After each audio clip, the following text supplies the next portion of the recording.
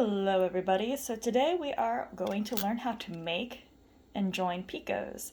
So what a picot is this decorative embellishment here, but it can also be used to join two elements together. So let's get into it. First off, you'll want to start with a ring or a chain, whatever you want to do. I'm going to try to arrange my setup here. There we go. So you're going to want to start with making your shape. If you want to follow along exactly, you can go ahead and just do 4 double stitches. And if you don't know how to do a double stitch, they've been covered in another video. Oh, hello, okay. That was some good quality upgrade. Okay, so now we have, come on girly, focus. Wow, now it doesn't want to snap to it, come on, there we go. Now we have 4. So, the way you make a picot is you basically make another double stitch. Oop. Oh no, don't follow along that. I'm not using my normal stand, so I don't have as much room to remain in frame. So, what you're going to want to do is, actually let me zoom out. That might make things a little easier, even if it's not as in focus. Alright, so you'll want to make a normal double stitch. You'll still want to flip, but you'll want to leave a bit of a gap. Let me focus in again. There we go. So you'll want to leave a bit of a gap on both threads. And then you'll want to finish your double stitch and have it stop right there. And then you just slide it closed and voila, a picot. Nice and easy. So we'll do 3 more double stitches. And Grace, what if I want to make a double stitch that's a very specific size? Well, there is a way to do that. Spin, spin, spin, spin, spin. And that's with something called a picot gauge. There are all kinds of picot gauges out there. This is just the one that I happen to have because they're really easy to get. I've gotten one and it broke, but then I glued it back together and I passed it along to one of my students. Hi Zoe. Anyway, and so I ended up having to buy myself another one because usually I don't use these, but it's nice. When I was doing an event, I had the lockbox key on here, but yeah. Anyway, so what you want to do when you're using a picot gauge is you'll want to put your core thread along there.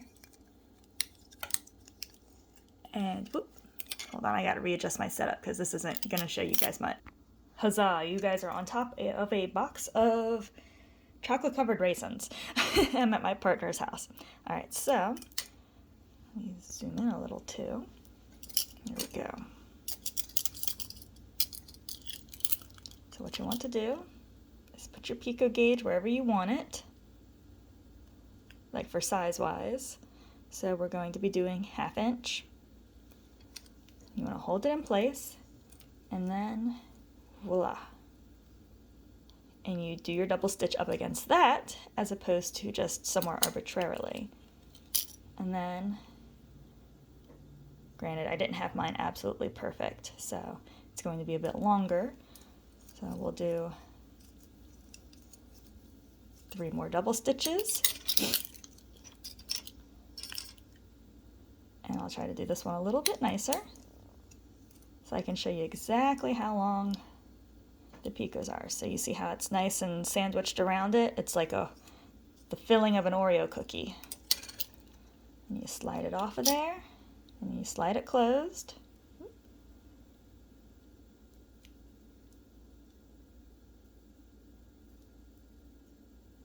And there you go. And so this one, I really like how this even has like a ruler on it. And I keep saying like, I apologize.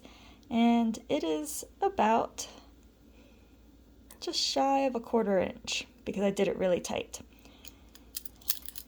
And I will note, this says 1/2 inch. So this is noting that the entirety of this gap is about a 1/2 inch.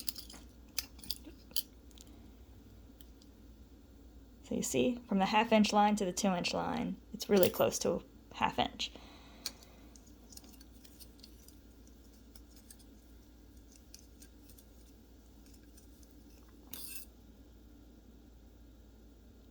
Now, since there are no particular I'm going to just close this ring now. Since there are no particular standards for tatting, a pattern should tell you if it's a good pattern. It should tell you if it needs a specific length of picot. It should tell you that if it's the circumference of the picot or the length of the picot. At least that's how I feel about it. I haven't come across too many patterns where the lengths of the picots are terribly important, but I have seen some beautiful works on Instagram where it's very, very specific about, you know, unless you're measuring your picots, you're not going to be able to recreate it. So, yes. So we have some little picots there. This one got a little twisted. I think the thread was just extra twisted when I was doing that because if you look at my star patterns, I know how to twist a picot. And actually, do I have that as a tutorial for later or shall we cover that this video? No, I have that for a different video for mock picots and twisted picots. So we'll do a picots part 2 at some point in the future. And in fact, here's kind of the schedule. Not that anything's in any particular order, but I'm just mostly choosing to record everything one after the other, or whatever seems to make the most sense for you guys. So now we're going to join picots because now we know how to make them, but it's very important to know how to join them. Otherwise, what are you doing?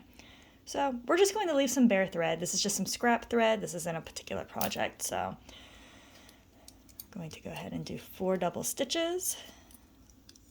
3, 3, 4, and 4. Unwind the excess. There we go. And I should make a video to address that because that is something that I struggled with a lot at the beginning of tatting because I thought I was doing something wrong when I wasn't. Come on. Is it going to focus nicely or... Okay, whatever. That's close enough. So, we have our 4... oh, I can't count. So we have our 4 double stitches, and we have a picot. So what we're going to want to do is put our hook through the picot. I'm looking at the viewfinder and not the job. Oh my gosh. Okay, okay, that is so out of focus. Oh my gosh. Just focus in. Why are you so grainy? Okay, we're going back down here. The focus was a lot better this way.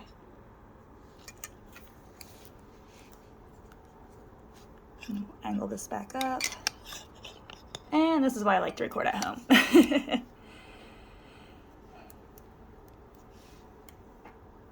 Okay. Come on.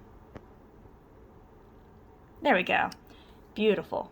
All right, so we have our 4 double stitches. So what we're going to want to do is put our hook through the picot and then scoop it through from the outside thread, not the core thread. The core thread is depicted in the red and the green. Oh, I just realized this is terrible if you're colorblind. I'm sorry.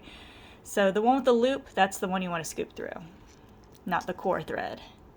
And then you just feed your shuttle through it, and then it just surrounds the core thread, and there you go. Do another double stitch to secure it in place, and it's joined. It's pretty easy, but we'll go ahead and fast forward a bit. And we're all fast forwarded. So I went ahead and finished that ring and did 4 more double stitches. So just to reiterate, so the core thread is the darker thread here, or pinkish reddish color. The outside thread is this greenish lightish color. So what you want to do, hook through your picot, through the top of your picot, and then you'll want to grab your outside thread and drag it through Oh dear, we're advancing on a color change. Ah! And then you'll want to put your shuttle through the loop and tighten the outer thread. Just snug it up, and there you go. You've joined your picot.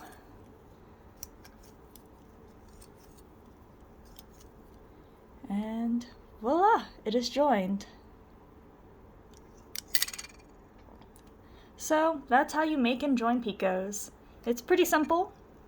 It's much simpler than the double stitch when you're getting started, I think. So, but you know you've done it wrong if your core thread doesn't slide through the outer threads.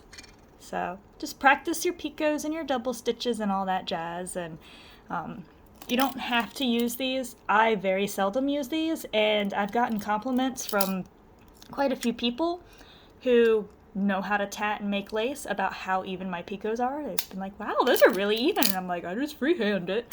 So, you know, it's one of those things that comes with practice and experience, but don't fret it too much.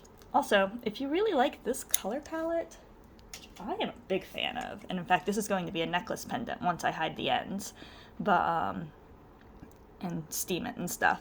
But if you really like this color palette, it's actually a sample that Handy Hand sent me with an order, so they're not paying me for this. It's size 20, color 124, comparable to a Pearl 8, which is what I've been making my cloak out of. So, yeah. I didn't pack any thick threads, so I figured I'd just do my best with what I had today, because I didn't expect it to snow a whole lot yesterday, and I stayed over at my partner's because, whoops.